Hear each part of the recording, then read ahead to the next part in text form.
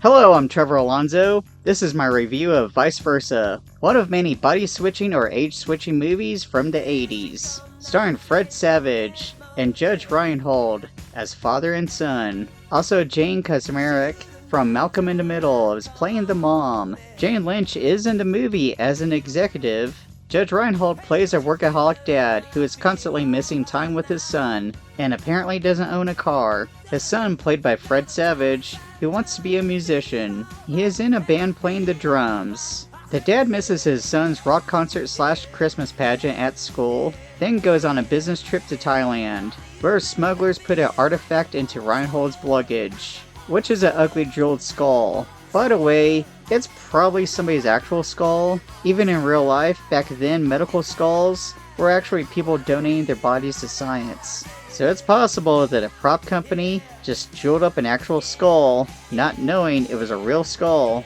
The skull is put into luggage to smuggle back to America. You know, the character's lucky it wasn't drugs. The father and son accidentally touch the skull at the same time while wishing they knew what it was like to be them. They switch bodies, and of course hijinks ensues. You know, in these switching movies, it never happens during a boring week. The parent usually has a big meeting, the kid has some big event, but it seems like in this movie, the dad had a meeting, but the dad in the kid's body could have just stayed home sick the whole time. Also, if the kid in the dad's body would have listened to his dad and stayed home, a lot of this movie wouldn't have happened. But then we wouldn't have gotten a big lesson of how they know what it's like to be each other, that things aren't easy. The movie is a little funny. It's not the best body switching movie, but definitely not the worst. I'm pretty sure me and my mom rented all of these movies back in the 80s when they came out. There are a few scenes where I thought Judge Reinhold acted too much like a kid. Like his son's supposed to be 11 and maybe he acted a little bit too younger.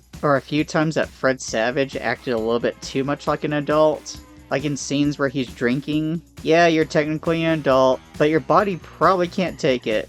One scene where the kid in the dad's body had to go on a date with his dad's girlfriend. They do what the kid wanted to go do and see a rock band Malice, which the band makes a cameo, and they wrote a song for the movie called Vice Versa. They actually have a good date. After a date, the way the girlfriend was acting, I thought, oh no, is this gonna be like another problematic scene like from Big? Which it didn't turn out to be like that, thank God. The movie is loosely based on the book Vice Versa, A Lesson to Fathers, which has been turned into a movie or TV movie about 8 times. Also, IMDb will tell you this multiple times. Judge Reinhold has said that after this movie flopped, it caused a decline in his career, saying that's when the phone stopped ringing. This did come out a few months after Wonder Years had started, so ironically it's like their careers switched. Fred Savage's was going up as Judge Reinhold's was going down. Now for spoilers. The smugglers kidnap the dad in the kid's body, so the son in the dad's body has to give them the skull. But at the last minute they're able to chase the smugglers down, just as the smugglers accidentally touch the skull and switch themselves. The father and son get the skull back. The son in the dad's body proposes to his dad's girlfriend, setting his dad up.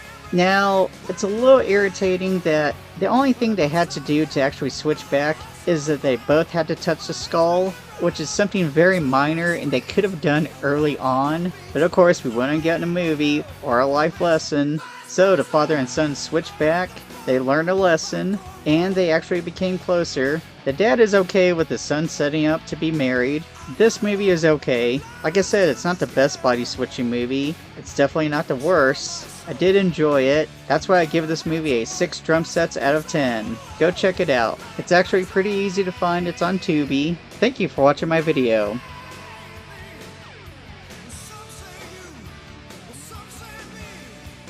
April Fools!